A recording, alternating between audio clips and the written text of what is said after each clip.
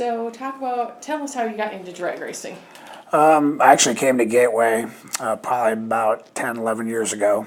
A guy I know that has a body shop invited me up to the suite, and I was standing in the back of the suite and seen a funny car run, and it was actually Gary Selzy back then, and I seen him take off. He was hauling ass. He was moving on the track, and it kind of had a little explosion, and I thought, man, those things are badass to drive. They look cool. They're fast, flames, and you sit behind the motor, so I was like, hey, I want to do that. So there's about 30 people in the suite, and I said, hey, I'm going to go drive with them someday.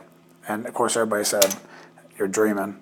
So I left there and started flying to different races, asking people if I could wash parts. I'd actually talk my way in the gate because I didn't have any tickets. I'd have a taxi drop me off. I didn't have a hotel room. So just kind of started that way. My parents helped me go to Frank Hawley's. I got a super comp. And then went and drove a alcohol funny car, did a little match race up in the Northeast for Eddie Parker, and I had the old Cape Codder, so I traveled around with him to like 3 states in an old cab over truck, and we were sleeping in the trailer.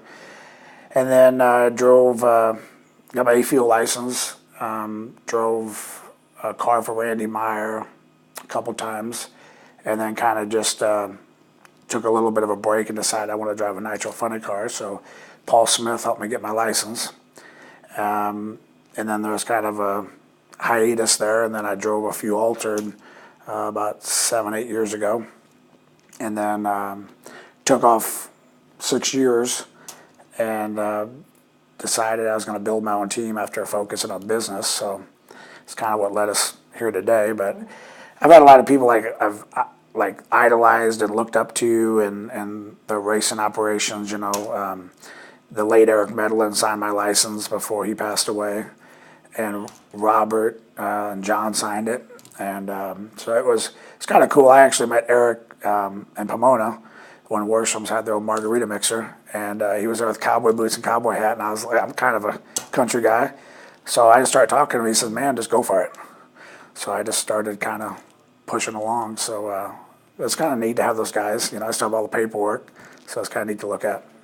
So. Dang, that's cool. I didn't know Eric Midland signed Yeah, that. yeah, it was kind of cool. Okay.